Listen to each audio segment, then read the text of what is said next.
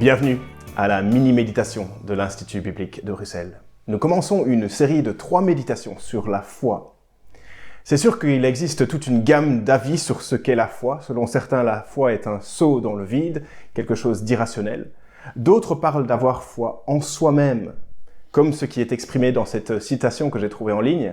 Quoi qu'il arrive, crois en la vie, crois en demain, crois en ce que tu fais, mais surtout crois en toi.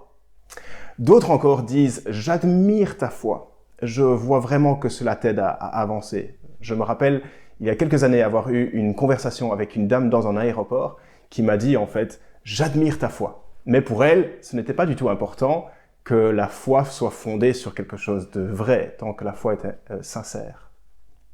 Qu'est-ce que la Bible entend par la foi ? Le chapitre 11 de l'Épître aux Hébreux est un catalogue d'exemples concrets de la foi en Dieu. Et cela nous aide à comprendre la foi chrétienne, mais surtout à persévérer dans la foi, à ne pas lâcher prise, mais à courir avec endurance, avec persévérance, en regardant à Christ. Aujourd'hui, nous allons voir la définition de la foi. Et je vais lire le premier verset d'Hébreux 11. « Or la foi, c'est la ferme assurance des choses qu'on espère, la démonstration de celles qu'on ne voit pas. » Ce que nous voyons ici, c'est que la foi est l'assurance que Dieu tient ses promesses.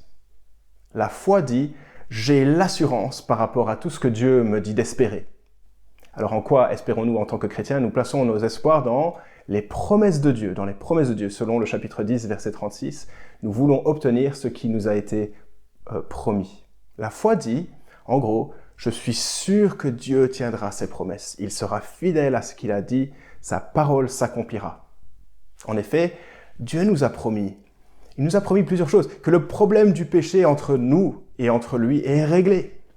C'est Jésus qui s'est offert, une fois pour toutes, à la croix, afin que nous soyons libérés du péché. Dieu nous a promis que Jésus revient bientôt.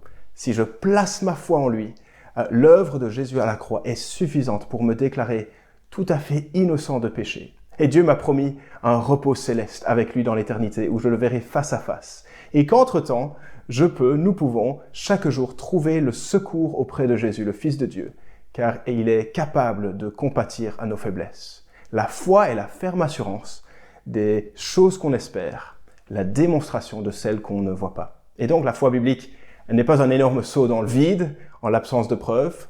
Oui, ce que Dieu nous a promis reste invisible à ce stade, mais au regard de tout le récit biblique, j'ai de nombreuses raisons, de savoir que Dieu est fidèle. Il l'a prouvé à maintes reprises, et donc je marche par la foi en lui. La foi biblique n'est pas en soi-même ou en ses propres capacités, mais la foi biblique est en Dieu, en sa parole, qui est sûre, en son Fils Jésus, Sauveur et Seigneur.